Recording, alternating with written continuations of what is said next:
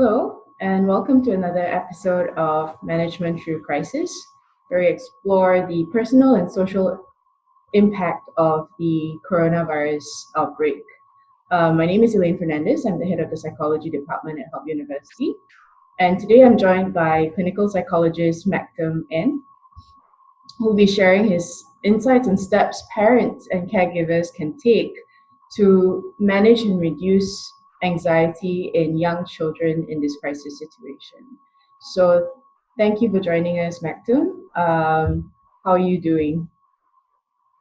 I'm doing quite okay. I guess just like many other people, we can't really go anywhere else. So just stay at home doing our work most of the time. Good to keep busy in this kind of situations, huh? Yeah. Okay, so just to really just get straight into it, really Mhm. the first question I think a lot of people want to know is, do we need to let kids know about COVID-19 and what its symptoms are?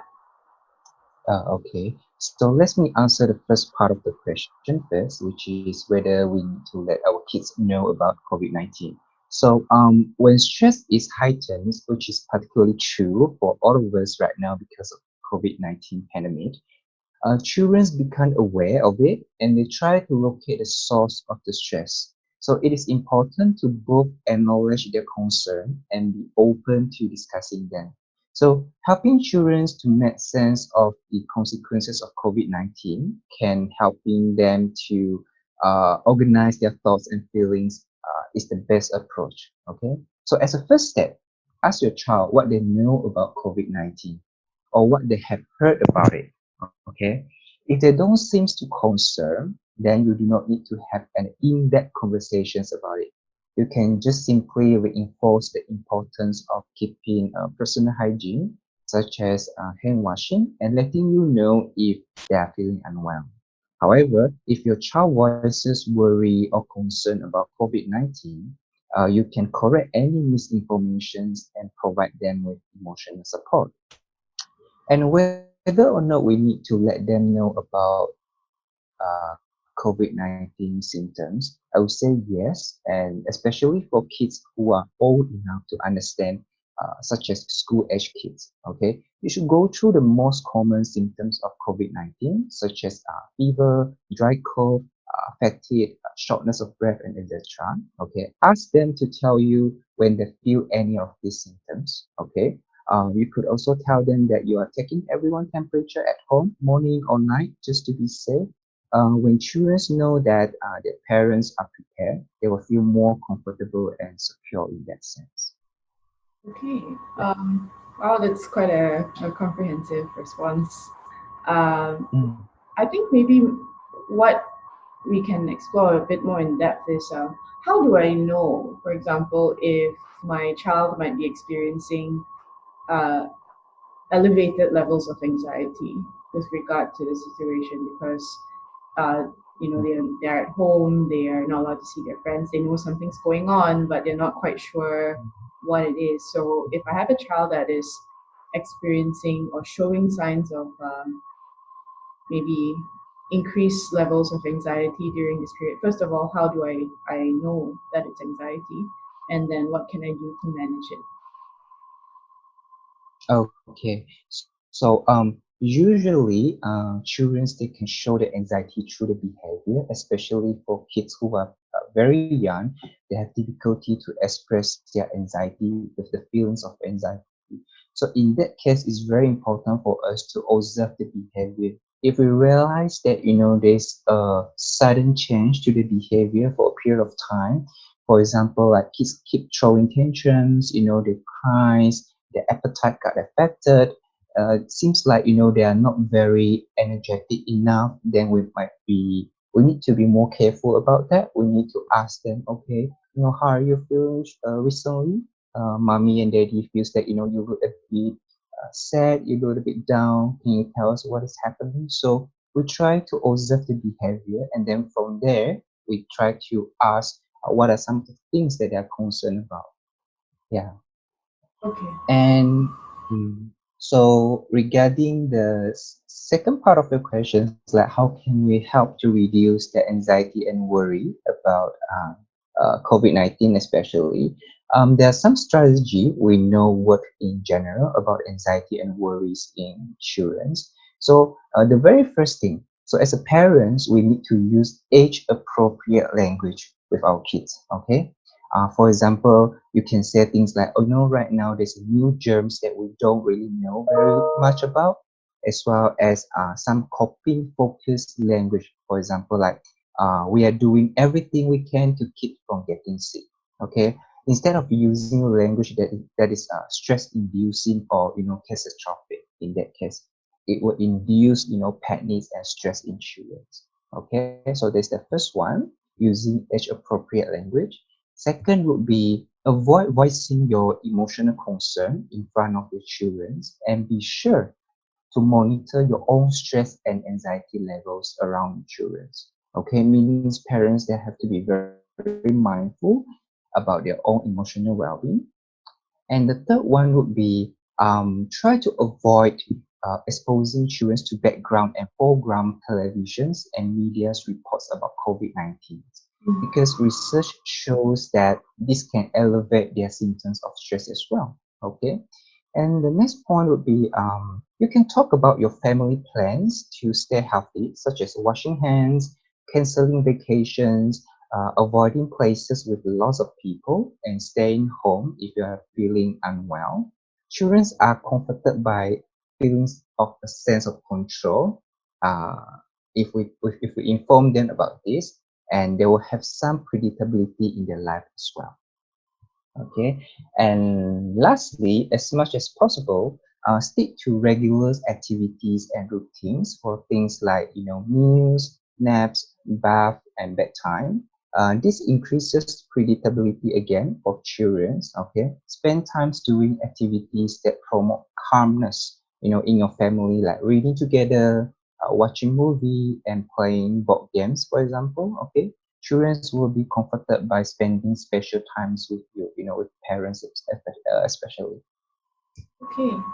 Um, Mm, how about families who may have been impacted, say, by the COVID-19 situation? Uh, so in general, the most of us are going to be able to be at home with our children to manage mm, the situation. But do you mm, have any advice for people who have experienced loss due to COVID-19 or might have heightened anxiety because their parents or other family members are frontliners, so doctors, nurses, policemen. Um, mm, do you have any advice for people and families like that? How do they manage their children's very, mm, very real fears, I think, in this situation? mm. Mm. So again, really depend on the age of the kids. So if let's say the kid is able to understand more about adult conversations, then it's very important for us to let them know that whatever, let's say for example, the parents are the frontliner, like policemen, doctor, nurses. It's very important for us to explain to them why during this period of times your parents they have to work extra, during this time, try to let them know that they are not being selfish, that they don't want to be together with you, but more like they're trying to help people, letting them know that their parents are doing something to save people life, and sort of like make them feel like, okay, my moms and dad, they're doing something really wonderful to save people life. Yeah, so this is very important. And if possible, because I remember that most of the frontliner they try to prevent themselves from going back home because they don't want to transmit the viruses to the people that they love. So if that is the case, it will be quite useful if let's say there are other family members in the home that can set up the video calling with the parents who are working in hospital setting, so that they can have some regular conversations over the phone, over the video call with the parents as well. Me. And if Mm, the child has heard of, either experience for themselves some kind of loss pertaining to COVID-19 or mm, mm, know of people, their friends who have lost parents or relatives mm, to the disease. How mm. do we manage that process for children? How do we help them to process the grief and the loss? Okay. So if they lost somebody significant to them because of the COVID-19, first of all, it's very important for us to acknowledge their feelings. Okay, just like any adults, same goes to the kids. We need to be aware and then we need to acknowledge the emotions. Okay. We try to let them talk about their feelings. Okay, if they are not able to talk about their feelings in a, how to say, effective way, especially for very, very young kids, then you can use some form of activities like arts, drawings to help them to express their feelings of the loss. Okay. But if you realize that, whatever that you have done, trying to interact with the kids, talk to the kids still doesn't seems like um feel any better, then it's very important for you to help the kids to seek for professional help in that sense. So I recommend mental health professional in that case to try to intervene if you realize that your kids are, the emotional well-being has been significantly affected because of the loss. Um, Mm, I think thank you so much for covering such a wide variety of circumstances that people might find themselves mm, in this situation with regard to their children. Perhaps mm-hmm, just to sort of close up, are there mm, any particular activities that can help to calm anxiety in children? So you've mentioned a few, like spending family time together and things like that. mm, But are there things that maybe people can try if they have a very anxious child? Specific activities that they can do with the child to mm, calm them down in the moment of anxiety where they are perhaps acting out, as you mentioned just now, tantrums or mm, mm. they're refusing to eat. Um, any specific tips that you can give parents to help the child through the episode, I guess, of expressing that anxiety? Okay. So, prior to that, maybe I would like to highlight just one very important point. For children's routines are very important because if you help them to continue living their life following routines, that would significantly reduce the anxiety. So it can be very helpful to maintain some of the same routines, even children are home from school. Okay, this help them to know what to expect and then always having a discussion with your children about routines and expectation um, so that they can feel like I can expect something, so I won't feel so anxious.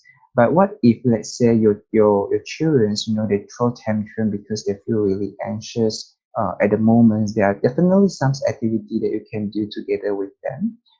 The first one definitely would be we can try to do some breathing exercise with the kids as well. Okay, we all know that breathing exercise allow us to calm ourselves down, so you can guide your kids to do breathing exercise.